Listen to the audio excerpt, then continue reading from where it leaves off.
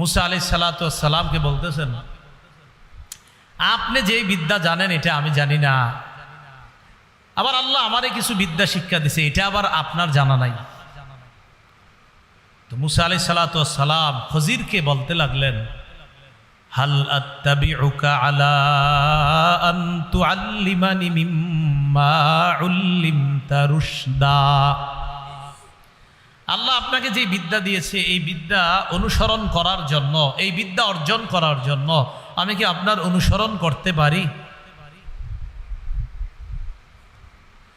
খজির জবাব দিলেন, ক্বালা ইন্নাকা লান তাসতাতিআ মাইয়া সাবরা। আপনি তো ধৈর্য ধারণ করতে পারবেন না আমার সাথে। কে বললেন? খজির। মুসা আলাইহিস সালাতু ওয়াস সালাম বললেন, সাতাজিদুনি ইনশাআল্লাহু সাবিরা। আপনি আমাকে ধৈর্যশীল পাবেন, আপনার সাথে আমাকে নিতে পারেন, ধৈর্যশীল পাবেন। তো খজির বললেন, লা তাসআলনি আন শাইইন হাত্তা উহদিসা লাকা মিনহু যিকরা। আমি কিছু না বলা পর্যন্ত আমারে কোনো প্রশ্ন করবেন না, খালি দেখতে থাকবেন আর ধৈর্য ধরতে থাকবেন, কোনো প্রশ্ন করবেন না। এখান থেকে শিক্ষা কি? সামনে আলোচনা পরে যে আমরা, শিক্ষা হলো কিছু জানতে হলে ধৈর্য লাগবে, কিছু জানতে হলে ধৈর্য লাগবে, এটা একটা বিষয়। তো দোনোজন চলতে লাগলেন, যাইতে যাইতে সামনে নদী। দোনোজনের কারো কাছে নৌকায় চড়ার মতো, জাহাজে চড়ার মতো ভাড়া নাই। নৌকার মাঝি খজিরকে চিনে ফেলছে, পরিচয় আছে, নদীর আশেপাশে প্রায় সময় দেখে, সেই খাতিরে উঠায় নিস, মুসা নবীরে উঠাইছে। জাহাজে চড়ার পর আল্লাহ বলেন, হাত্তা ইদা রাকিবা ফিস সাফিনাতি খরাকাহা। জাহাজে দুজন উঠলেন, খরাকাহা জাহাজটারে ছিদ্র করে দিছে খজির, এটারে ছিদ্র করে দিছে। মুসা আলাইহিস সালাতু ওয়াস সালাম বলেন, আপনি কামটা করলেন কি? আখরাকতাহা লিতুগরিকা আহলাহা। এই মানুষগুলোরে ডুবানোর জন্য আপনি এটা ছিদ্র করছেন? বলছিলেন আমি কিছু না বলা পর্যন্ত কোনো প্রশ্ন করবেন না, খালি দেখবেন। খজির কয়, আমি না আপনারে বলছি কিছু জিজ্ঞাসা করবেন না? খজিরকে বলতেছে, লাকাদ জিতা শাইআন ইমরা। আপনি খারাপ কাজ করছেন, আপনি নৌকা ছিদ্র করে। খজির বললেন, আপনারা বলছি আপনি প্রশ্ন করবেন না। মুসা নবী গো, ঠিক আছে ঠিক আছে, আমি ঠিক করি নাই, আর হবে না এরকম। আবার চলতেছে, চলতে চলতে হাত্তা ইদা লাকিয়া গুলামা। দুজনে একটা গোলামের সাথে সাক্ষাৎ, একটা বালকের সাথে সাক্ষাৎ। খজির তাকে ধরলেন, ধইরা মাইরা ফেলছে, হত্যা করছে। আচ্ছা, আমার আপনার সামনে একটা মানুষ হত্যা করছে, কেমন লাগবে বিষয়টা? মুসা আলাইহিস সালাতু ওয়াস সালাম বললেন, আকাতালতা নাফসান যাকিয়াতাম বিগাইরি নাফস লাকাদ জিতা শাইআন নুকরা। আপনি অন্যায়ভাবে একটা ছেলে হত্যা করলেন, আপনি মহা অন্যায় করছেন। খজির বললেন, ক্বালা আলাম আকুল লাকা ইন্নাকা লান তাসতাতিআ মাইয়া সাবরা। আমি না বলছি আপনি ধৈর্য ধরতে পারবেন না? মুসা নবী বললেন, ক্বালা ইন সাআলতুকা আন শাইইন বা'দাহা ফালা তুসাহিবনি ক্বাদ বালাগতা মিন লাদুন্নি উযরা। কারো ঘরে বাংলা কোরআন যদি থাকে, সূরা কাহফের 60 নম্বর আয়াত থেকে পড়া শুরু করবেন, 15 নম্বর পারার শেষ পৃষ্ঠাটা, 16 পারার শুরু পৃষ্ঠাটা, একদম শেষ পর্যন্ত পড়বেন। কি মজা! আরে এত ব্যাখ্যাও দেখা লাগবে না, খালি অনুবাদগুলোই পড়বেন, অনেক মজা পাবেন।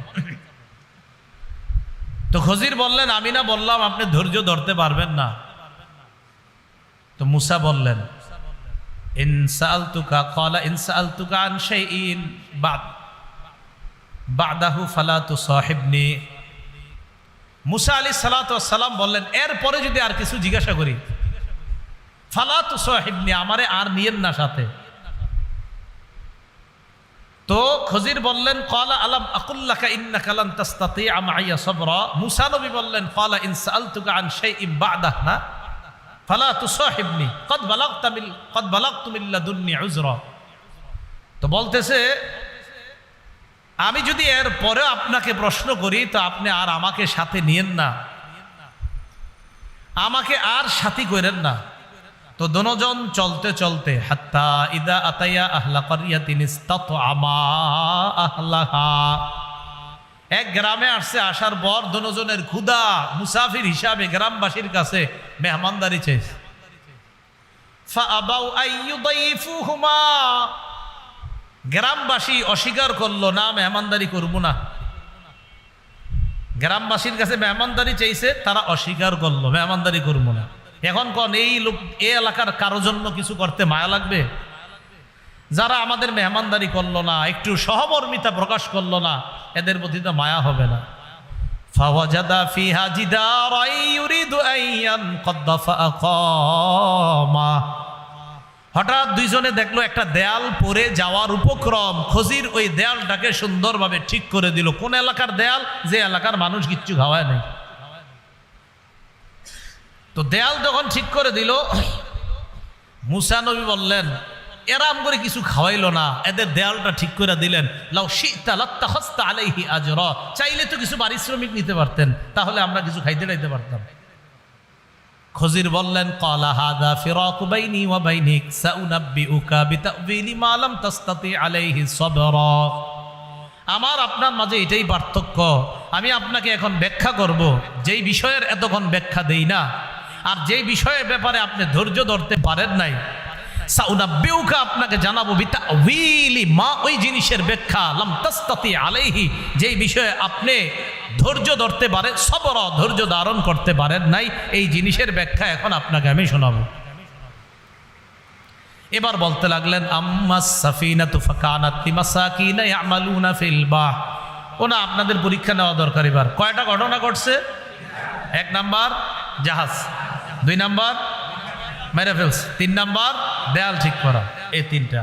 তো মুসা নবী 3টার ক্ষেত্রেই প্রথমটা বলছে আপনি খারাপ কাজ করছেন, মানুষগুলো ডুবে মরবো না, নৌকা ছিদ্র করছেন। আরেকটা বলল একটা ছেলে অসহায়, কত মাসুম বাচ্চা, এরা আপনি মেরে ফেললেন, এটা কোনো কথা?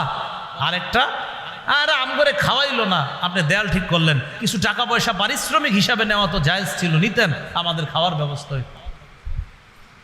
তো এবার ব্যাখ্যা শুরু করলেন। 1 নম্বর, ওই আগে আপনাদের কাছ থেকে ওয়াদা নিয়েছি, এলেম শিখতে হইলে কি লাগে? ধৈর্য। 1 নম্বর, আম্মাস সাফিনাতু ফাকানাত লিমাসাকিনা ইয়ামালুনা ফিল বাহ فأردت أن أعيبها وكان وراءهم ملك يأخذ كل سفينة غصبا। জাহাজটা ছিল ফাকানাত লিমাসাকিন, কয়েকজন অসহায় মানুষের, ইয়ামালুনা ফিল বাহ, যারা সমুদ্রে কাজ করত, এই জাহাজ চালায়া তারা খাইতো, এটাই তাদের জীবিকা উপার্জনের একমাত্র মাধ্যম। ফারাদতু আন আইবাহা, আমি এটাকে দোষযুক্ত করে দিতে চাইলাম। কেন জানো? ওয়াকানা ওয়ারাআহুম মালিকুন ইয়াখুযু কুল্লা সাফিনাতিন গাসবা, পিছনে এক জালেম বাদশা ছিল, এই জালেম বাদশা ইয়াখুযু কুল্লা সাফিনাতিন, এই সাফিনাতিনের পরে তাফসীর জালালাইন খুলে দেখেন, এখানে ব্যাখ্যা আছে কুল্লা সাফিনাতিন সালিহাতিন গাসবা, প্রত্যেক ভালো ভালো জাহাজগুলাকে ওই বাদশা ছিনতাই করে নিয়ে যায়। আমি এটারে ছিদ্র করে দিলাম, এটা এখন দোষযুক্ত হয়ে গেছে, এটা আর ভালো নাই। বাদশা যখন দেখবে এটার মধ্যে দোষ আছে, এটা আর ছিনতাই করে নিবে না, তখন বাদশা ওই জলদস্যু যারা আছে, তার ডাকাত দল যারা আছে, তারা যখন জাহাজ আর নিতে পারবে না, এই ডাকাতি করে যখন চলে যাবে, তখন এই মাঝিরা, নৌকার মালিকরা ছিদ্রটা বন্ধ করে আবার এই জাহাজ দিয়া জীবিকা উপার্জন করতে পারবে। তাহলে কাজটা কি খদির ভালো করছিল না খারাপ? ভালো। এই একটা এলেম। আচ্ছা ঠিক আছে, বুঝলাম, একটা মানুষ মেরে এলেছেন, এটা কেমন কথা? তো খজির জবাব দিলেন, আম্মাল গোলামু, যে ছেলেটাকে মারলাম, ফাকানা আবাওয়াহু মুমিনাইন, তার 2 বাবা মা এরা ছিল ভালো মানুষ। তো আমি চিন্তা করলাম যে এই ছেলে যখন বড় হবে, আইয়ুরহিকুহুমা তুগয়ানা ওয়া কুফরা, এই ছেলে তাদেরকে বাধ্য করবে নাফরমানি করতে, কুফরি করতে বাধ্য করবে, ও নিজেও কাফের হবে। এই জন্য আমি চিন্তা করলাম এরে যদি আমি হত্যা করি, এর পরিবর্তে আল্লাহ পাক রব্বুল আলামিন এমন সন্তান দান করবে যেই সন্তানটা হবে নেককার, ভালো একজন সন্তান হবে, যেই সন্তান মা বাবারে খারাপ কাজে নিবে না। তো এটার আমি মেরে ফেলছি, এটা থাইকা কোনো লাভ নাই, কারণ এটা সারা জীবন অকর্মণ্য থাকবে, এটা কাফের থাকবে। আল্লাহ একটা বিদ্যার মাধ্যমে আমারে জানায়া দিয়েছে যে এটা হবে কাফের, তা আমি এটা হত্যা করলাম। আপনার চোখে দেখতে মনে হয়েছে এটা হত্যা, আসলে আল্লাহ তো আমাকে জানায়া দিয়েছে এই ছেলে কেমন হবে, এই জন্য হত্যা করলাম। বাস্তবিক অর্থে তাফসীর কারকরা লেখেন, এই সন্তান হত্যা করার পরিবর্তে ওই দম্পতিকে আল্লাহ একটা কন্যা সন্তান দান করেছেন। এই কন্যার বংশ থেকে 11 জন নবী আল্লাহ বানাইছে। মুসা নবী, আচ্ছা বুঝতে পারলাম, দেয়ালটা ঠিক করছেন, খানা টানা কিচ্ছু খাওয়ায় নেই। খজির বললেন, আম্মাল জিদারু ফাকানা লিগুলামাইনি ইয়াতীমাইন ফিল মাদিনা, এই দেয়ালটা যে ঠিক করলাম, এই দেয়ালটা লিগুলামাইনি ইয়াতীমাইনি ফিল মাদিনা ওয়া কানা তাহতাহু কানজুল লাহুমা ওয়া কানা আবুহুমা সালিহা। এই দেয়ালের নিচে তাদের সঞ্চিত সম্পদ ছিল এই দুইটা এতিম বালকের, এই দুইটা এতিম সন্তানের। দেয়াল যদি একবারে পড়ে যাইতো আর খাজানাগুলা যদি অন্যান্য কেউ দেখতো, চুরি করে নিয়ে যাইতো, আমি আল্লাহর কাছ থেকে বিদ্যার মাধ্যমে জানতে পারলাম এটার নিচে ধনভাণ্ডার আছে, দেয়ালটা এখন লাগায়া দেই।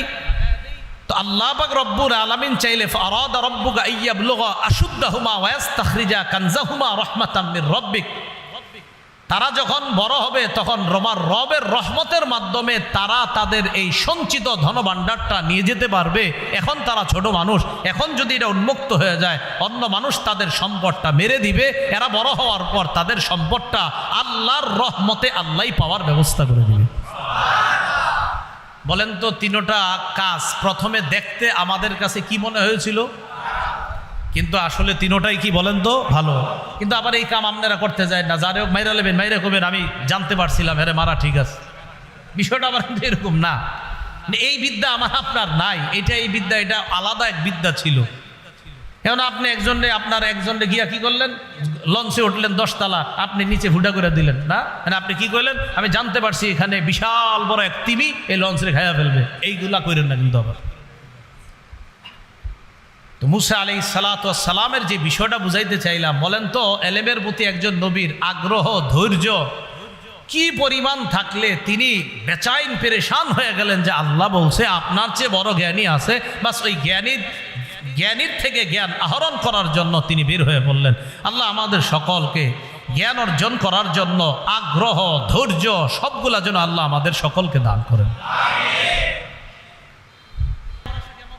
আমি এখানে বিদ্যা অর্জন করতে যাব, এটা অর্জন করার পর আমি আমল করব, অথবা এখানে এই মজলিসে আসাটাই সওয়াব, এখানে যে বসে আছেন এটাই সওয়াব, এখানে আপনারা বসে আছেন এটাই সওয়াব। বুখারীর বর্ণনা, ফেরেশতারা আমাদের পুরা মজলিসটা ঘেরাও করে আল্লাহর আসমান পর্যন্ত চলে গেছে। তো আল্লাহ পাক, লম্বা হাদিস, আল্লাহ শেষের দিকে বলে ইশহাদু আন্নী কদ গফারতু লাহুম, সাক্ষী থাকো এখানে যারা নিয়ত ভালো করে আইসা বসছে আমি তাদেরকে মাফ করে দিচ্ছি। তাহলে বাস এখানে এই আশায় আসছি, কে মাফ করবে আমাদেরকে? 3 নাম্বার কি ছিল? ইখলাস। 3 নাম্বার কি ছিল? ইখলাস। রাসূলুল্লাহ সাল্লাল্লাহু আলাইহি সাল্লামকে এক সাহাবী প্রশ্ন করলেন, মাল ঈমান, হুজুর ঈমান কি জিনিস? নবীজি বললেন ইখলাস। এক কথায় কয়, হুজুর ঈমান কি জিনিস? রাসূল কয় ইখলাস। বলছে মাল ঈমান, হুজুর ঈমান কি? রাসূল কয় ইখলাস। ঈমান হলো ইখলাস। সুবহানাল্লাহ। তিরমিজি শরীফের বর্ণনা, সালাসুল্লাহ ইউহিল্লু আলাইহিন্না কলবু মুমিন, 3 ক্ষেত্রে মুমিনের অন্তর খেয়ানত করে না।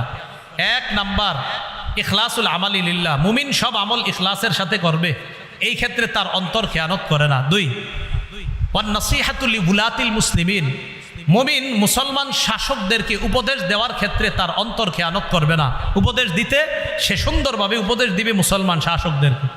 3 নাম্বার হল লুজুমুল জামাআ, দলবদ্ধভাবে হয়ে থাকার ক্ষেত্রে মুমিনের অন্তর কখনো খেয়ানত করবে না, সে চাইবে আমি যেন দলবদ্ধভাবে হয়ে জান্নাতি দলের সাথে, মুসলমানের বৃহৎ জান্নাতি দলের সাথে থাকতে পারি, এই ক্ষেত্রে মুসলমানের অন্তর, মুমিনের অন্তর কখনো খেয়ানত করতে পারে না। তো 1 নাম্বার ইখলাস, বলেন তো কি? তাহলে ইখলাসের ক্ষেত্রে মুমিনের অন্তর কখনো কি করতে পারে না? খেয়ানত করতে পারে না। আচ্ছা, ইখলাস নিয়ে আরেকটু কথা শেষে বলবো, আমি না বললে আমারে মনে করায় দিন, যে যদি না বলি একটু সামান্য একটু কথা বলবো। আচ্ছা, তাহলে এটা গেল 3 নাম্বার ইখলাস। 4 নাম্বার কি ছিল? হ্যাঁ, মানুষকে দেখানো যাবে না।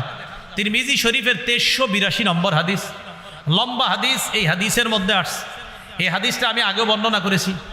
আপনাদের অনেক ইউটিউবার মাশাআল্লাহ আবার ভালো কাজও করে মাঝে মাঝে, শেখ আহমদুল্লাহ, ডক্টর মিজানুর রহমান আল আজহারি আর আমার একটা বয়ান, তিনজনে আমরা এই হাদিসটা বিভিন্ন সেমিনারে বয়ান করছি।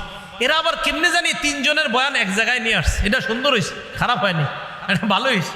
শেখ আহমদুল্লাহ হাফিজাহুল্লাহ উনিও এই হাদিসটা বর্ণনা করছেন, ডক্টর মিজানুর রহমান আজহারি সাহেব, আরও ওলামায়ে কেরাম করছেন। তো এই 3 জনেরটা আবার এক জায়গায় আছে, এটা আবার ঠিক ছিল। এটা দেখলাম মানুষ দেখতেছে, আবার মানুষ অনুপ্রাণিত হচ্ছে। হ্যাঁ ঠিকই, এই হাদিসটা যে রিয়া করা যাবে না কোনো আমলের ক্ষেত্রে। রাসূলুল্লাহ সাল্লাল্লাহু আলাইহি সাল্লাম বলেন, কিয়ামতের মাঠে এই আবু হুরায়রা যে হাদিস বলতে গিয়ে ওই যে আপনার 4 বার বেহুশ হয়েছে, আপনারা জানেন এই হাদিসটা আমি বর্ণনা করছি, পুরাটা হাদিস 4 বার বেহুশ হয়েছে।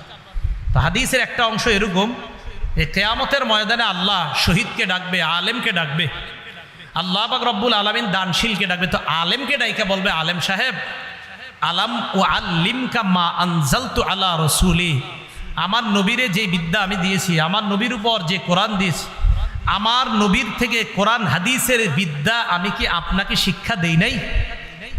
নবীকে যেই কোরআনের বিদ্যা দিলাম, আর নবী কোরআনের বিদ্যাটা ব্যাখ্যা করেছে হাদিস দিয়ে, এই কোরআন হাদিসের বিদ্যাকে আমি আপনাকে জানাইনি?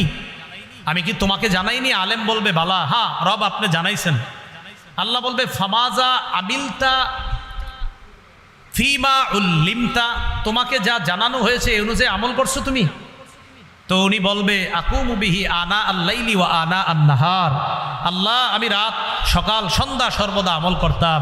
দিনের বেলা ছাত্রদেরকে হাদিস পড়াইতাম, রাতের বেলা মানুষের সামনে বৈশা বৈশা হাদিস শোনাইতাম, কোরআন শোনাইতাম। আল্লাহ বলবে, সব ঠিক আছে, তুমি যে এইগুলা করতা আমি তো জানি, কারে খুশি করতে করতা এটা বলো।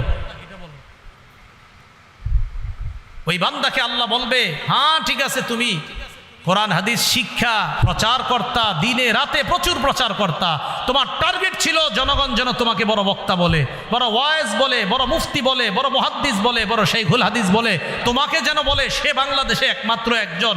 এইগুলা কামাই করার জন্য তুমি জনগণের সামনে, ছাত্রদের সামনে তুমি এইগুলা প্রচার করছো, আমারই খুশি করার জন্য করো নাই। যাও জাহান্নামে যাও, সুহিবা বিহি আলা ওয়াজহিহি ফিন্নার, মাথাটা নিচে পাগুলা উপরের দিকে দিয়ে হেঁচড়াইতে জাহান্নামে নিক্ষেপ। মানুষকে দেখা যে টার্গেট অমুকে আমাকে এটা বলবে সেটা বলবে। এই জন্য আপনারা দোয়া করবেন, যারা আপনাদের সামনে বয়ান দেয়, বক্তৃতা দেয়, সব সময় তাদের জন্য দোয়া করবেন যে তাদের প্রত্যেকটা কথায় যেন ইখলাস থাকে। কারণ আপনাদের সামনে এত ওয়াজ করে এরা যদি জাহান্নামী হয় তো কতটা কষ্টের কথা। আল্লাহ, আমি আমার জন্যই দোয়া চাইতেছি আপনাদের, আমি সবচেয়ে মনে হয় তাদের মাঝে আমি সবচেয়ে এই রোগে রোগাক্রান্ত, আমার জন্য দোয়া করবেন যে এই রোগ যেন কখনো না আসে। মাঝে মাঝে আসে যে ঠিকই, কত মানুষের সামনে বয়ান করছে, আল্লাহ যেন এই রোগ থেকে তাড়াতাড়ি হেফাজত করে। আপনাদের কাছে দোয়া চাই, দোয়া করবেন, আল্লাহ সকলকে হেফাজত করেন। তো 4টা কথা মাথায় থাকবে তো ইনশাল্লাহ। পরিশুদ্ধ নিয়ত, আল্লাহর কাছে পাওয়ার আশা, ইখলাস, মানুষকে না দেখানো। এবার সর্বশেষ কথা, ইখলাস নিয়ে বলছি, একটা কথা বলবো, মাথায় আছে। আমরা দুনিয়াতে যত আমল করব, সব আমলে 2টা কথা শর্টকাট মনে রাখবো। কয়টা বলেন আমার সাথে? খাঁটি, সঠিক। এই 2টা শব্দ কি কঠিন না সহজ? তো 3 বার কন, খাঁটি সঠিক কন, আবার কন, সারা জীবন মনে রাখবেন নি। খাঁটি কারে কয়? খাঁটি বলা হয় কোন আমল আল্লাহকে খুশি করার জন্য যদি করেন, এই আমলকে বলা হয় খাঁটি আমল। বলেন তো আপনারা, খাঁটি আমল কাকে বলা হয়? কোন আমল, আবার বলেন, কোন আমল খাঁটি আমল? হ্যাঁ থামেন, তাহলে কোন আমল আল্লাহকে খুশি করার জন্য করলে এটাকে কি বলা হয়? কোন আমল নবীর, ওই আমলটাই যদি নবীর পদ্ধতিতে করেন, এই আমলকে বলা হয় সঠিক আমল। তাহলে কোন আমল আল্লাহর জন্য করলে কি আমল, আর নবীর পদ্ধতিতে করলে। এবার দেখি আপনারা বুঝছেন কিনা। মনে করেন আমি পানি পান করলাম, বিসমিল্লাহ বলে আল্লাহকে খুশি করার জন্য, মানে আমি পানি পান করলে শক্তি সঞ্চয় হবে, শক্তি সঞ্চয় হলে আপনাদের সামনে কিছু কথা বলার শক্তি আমি পাবো। তাহলে পানি পান করলাম আল্লাহরে খুশি করার জন্য। পানের শুরুতে আমি ডান হাতে নিলাম, বিসমিল্লাহ বললাম, কার পদ্ধতিতে? তাহলে পান করলাম, এখানেও আমি আল্লাহকে রাজি খুশি করার জন্য পান করলাম। কোন পদ্ধতিতে পান করলাম? তা আল্লাহকে খুশি করার জন্য হওয়ার কারণে নাম হবে কি এটার? খাঁটি। আর নবীর পদ্ধতিতে হইলে কি হবে নাম? আচ্ছা, আপনি 2 রাকাত নামাজ পড়লেন আল্লাহকে খুশি করার জন্য, এই 2 রাকাতের নাম হবে কি? খাঁটি। আর নবীর পদ্ধতিতে বললে এই তো মাশাআল্লাহ। কোন আমল যদি খাঁটি হয় আর সঠিক হয়, দেখেন একসাথে খাঁটিও সঠিক। তাহলে আজকে থেকে মনে রাখবো, আমি এশার নামাজ দাঁড়াইছি, মনে করেন আজকে এশা বললাম, আগামীকাল ফজর বললাম, বলেন ফজর কার জন্য পড়বো? আল্লাহর জন্য বললে ফজরের নামাজের কি হবে? এটা নাম খাঁটি। নবীর পদ্ধতিতে পড়বো, তাহলে কি হবে? ফজর যদি খাঁটি ও সঠিক হয়, কবুল করবে কে? মনে থাকবেন।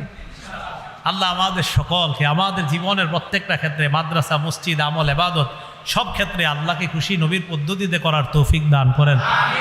সুবহানাল্লাহি ওয়া বিহামদিহি, সুবহানাকাল্লাহুম্মা ওয়া বিহামদিকা, আশহাদু আল্লা ইলাহা ইল্লা আনতা, আস্তাগফিরুকা ওয়া আতুবু ইলাইক। শেষ কথা, এই মাদ্রাসাটার প্রতি খেয়াল রাখবেন তো? ইনশাল্লাহ। আওয়াজ ছোট হয়ে গেছে, এতক্ষণ ওয়াজ শুনলা, শেষের দিকে ইনশাল্লাহ। ইনশাল্লাহ খেয়াল রাখবেন তো? ইনশাল্লাহ। 1 নাম্বার আপনাদের কাছে আমার চাওয়া, এই মাদ্রাসাটার নাম নিয়ে একটু দোয়া করতে পারবেন কারা কারা? এটা পারবেন তো?